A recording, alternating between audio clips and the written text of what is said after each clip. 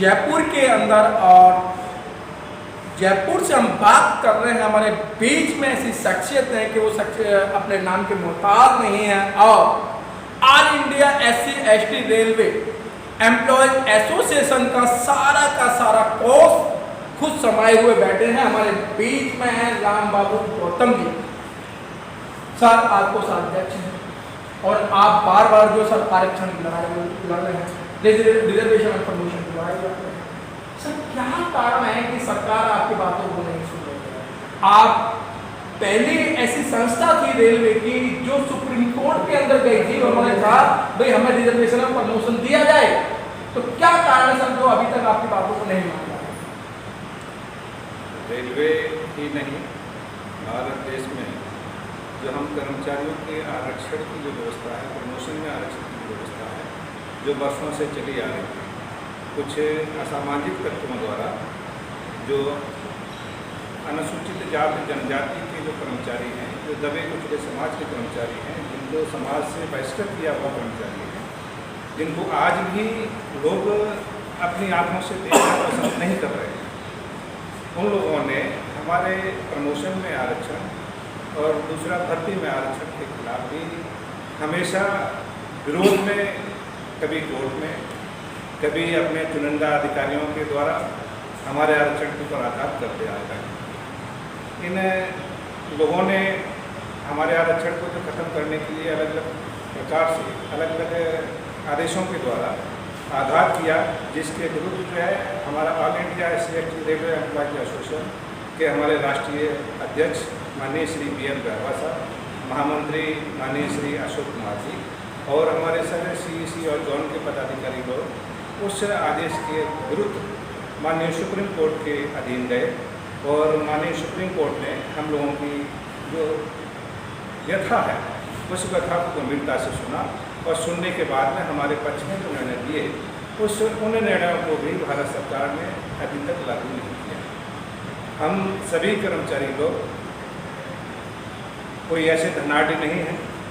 सभी गरीब परिवारों से आते हैं, जैसे तैसे पढ़ लिख के यहाँ तक आते हैं, सरकार के अधीन अपनी पूरी सेवाएं तन मन से करते हैं, ईमानदारी से करते हैं। उन्हें अपने बच्चों का जो आगे प्रमोशन करना है, उनको पढ़ाना है, लिखाना है, उनसे भी ये कुछ असामाजिक लोग जो है वंचित करना चाहते हैं, और हम लोग जो है अपना जो मूल वेतन मिलता है उस वेतन से कटौती करके माननीय सुप्रीम कोर्ट और अन्य कोर्टों में अन्य तरीके से धरने प्रदर्शन के रूप में उस पैसों को हमें जाया करना पड़ता है। लेकिन उसके बावजूद भी हमें आरक्षण जो है नहीं मिल पा रहा है, जिसके लिए हम अलग अलग स्तरों पर, मंडल स्तर पर, ब्रांच स्तर पर, जोन स्तर पर, नेशनल स्तर पर अनेक बार जब भी मौका मिलता है माननीय भारत सरकार को आगाह करते हैं कि हम लोगों की तरफ है सकारात्मक अपना रुख अपनाएं। जो आज की तारीख में विभिन्न कोटियों में अनुसूचित जाति जनजाति के आरक्षण की बहुत सारी कमियां चल रही हैं, उन कमियों को भरने की बजाय हमने देखा है कि भारत सरकार जो खाली पद पड़े हुए हैं हमारे आरक्षण को खत्म करने की नीयत से उन पदों को नहीं भर रही है और उनको सरेंडर कर रही है और पदों को कमी कर रही है। लेकिन सर आप जो है कह रहे हैं कि आरक्षण हमारा पूरा नहीं कर रहे, लेकिन कुछ लोग ये कहते हैं कि जिनको आरक्षण मिलता है वो काम नहीं करते। मैं ज़्यादा बड़ी बात नहीं करता, लेकिन भारत सरकार के अंदर किसी भी विभाग में और किसी भी स्तर पर जहाँ पर भी अनुसूचित जाति जनजाति के जो कर्मचारी कार्यरत हैं, जितना उनको समय दिया जाता है और जितना उनको इस देश के अंदर समाज के अंदर स्थान दिया गया है, अपने पद के अनुरूप ईमानदारी से सबसे अधिक कार्य करते हैं और ईमानदारी से अपना काम पूरा करते हैं।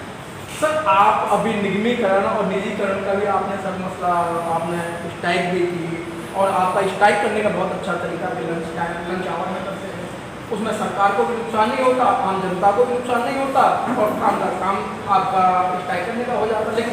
आपकी बातों को कोई अमल नहीं हुआ। भारत देश में जो सरकारें हैं, जो व्यवस्थाएं हैं, बाबा साहब के द्वारा बनाए हुए संविधान के अनुरूप हैं, और हम अनुसूचित जाति जनजाति के जो भी सदस्य हैं वो सभी उसी अनुरूप कार्य करते हैं। हम अपना विरोध, अपना मांग उसी दायरे के अंदर करते हैं। कभी भी भारत सरकार के अंदर, भारतीय रेल के अंदर अनुसूचित जाति जनजाति एसोसिएशन ने केवल अपनी बात को अपने तरीके से, संवैधानिक तरीके से अपनी मांग को रखा है और हमेशा ये कहा है कि हम किसी भी तरीके से रेल के किसी भी नुकसान को नहीं होने देंगे। चाहे कभी दूसरे संस्थाएं जो है रेल को रोकने की बात करती हैं, चाहे दूसरी और बात करती हैं, लेकिन हम संविधान के तहत अपने देश को आगे बढ़ाने के लिए हमेशा तत्पर हैं और तत्पर रहेंगे। अपनी मांग भोजन अवकाश में दूसरे और तरीके से अपने प्रतिवेदनों के माध्यम से अपनी बता को भारत सरकार तक पहुंचाने का प्रयास करते हैं और अनुरोध करते हैं कि भारत सरकार हमारी जो मांगे हैं उन पर सकारात्मक विचार करना है। रामबाबू जी, आप मेरे चैनल के माध्यम से आपको लाखों लोग देख रहे हैं, आपको इंडिया ही नहीं है, आपको विदेश के लोग भी देख रहे हैं और आज जो रेल की दुर्दशा है और जिस तरीके से आप देख रहे हैं, क्योंकि ये जो व्यवस्था चल रही है और जो व्यवस्था लाना चाह रहे हैं, पहले अमेरिका के अंदर में हुई थी कि उसको प्राइवेट किया, फिर उसके प्राइवेट करने के बाद में वो कहीं भी संभलने में नहीं आया, फिर वो सरकारी हाथों में गया। भारतीय रेल भारत सरकार का एक अहम और बहुत बड़ा उपक्रम है। उसका उद्देश्य जब रेल का गठन किया गया था तो भारत के अंदर जो रहने वाले निवासी हैं, यहाँ के नुमाइंदे हैं, उनकी यथास्थिति, उनकी व्यवस्था को देखते हुए उनको आगे बढ़ाने के लिए यहाँ भारत सरकार ने देश के अंदर भारतीय रेल का संचालन किया और उस संचालन का करने का केवल उद्देश्य यही था कि भारत के हर क्षेत्र के लोगों का विकास होना है और उस विकास के लिए हमें इस संस्थान को भारत सरकार के अधीन ही रखना ज़्यादा उपयोगी है। अगर हम इसका निजीकरण कर देते हैं, इसका हम ठेकाकरण कर देते हैं, इसको हम ठेकों में बांट देते हैं, तो निश्चित रूप से जो है रेल का जो संगठन है, जो ढांचा है, वो तो ध्वस्त होगा ही, लेकिन भारत सरकार का जो अपना एक उपक्रम है, जो उसका अपना मजबूती से खड़े होने का जो गौरव है, निश्चित रूप से उसके ऊपर भी बहुत बड़ी आँच आएगी। बहुत बहुत धन्यवाद रामबाबू। गौतम जी ने बहुत अच्छी बात बताई कि अगर ये निजी हाथों में जाता है तो रेल की बहुत दुर्दशा हो जाएगी, क्योंकि अगर हम सीधी बात करें कि IRCTC ने पहले ही ये रेल में अपना कब्जा कर रखा है, लेकिन अब खाने का एकाध मैं स्टेशन की बात नहीं कहता कि जहां कर्मचारी और स्टाफ बड़े पैमाने पर खाने की चेक करता है, लेकिन कहीं कहीं देखा गया वो खाना बिल्कुल बेकार मिलता। अगर सफाई की बात करें तो कई जगह देखा गया कि सफाई भी नहीं हो पा रही है। तो इन सब चीज़ों को लेके सभी का मानना है कि जो भारतीय उपक्रम है, भारतीय रेलवे है, वो भारतीय ही रहनी चाहिए, इसके आगे ना पीछे कोई दूसरा नाम लगा होना चाहिए, क्योंकि रेल कोई फायदे के लिए नहीं बनाई गई थी। ये आम जनता को जोड़ने के लिए, गरीब जनता को इधर से उधर जाने के लिए जोड़ा गया था, इसीलिए इसको रेल को चलाया गया था। तो इसलिए भारतीय रेल भारतीय ही रहनी चाहिए। कैमरामैन जेसस के साथ जयपुर मंडल, Rajasthan. Press the bell icon on the YouTube app and never miss another update.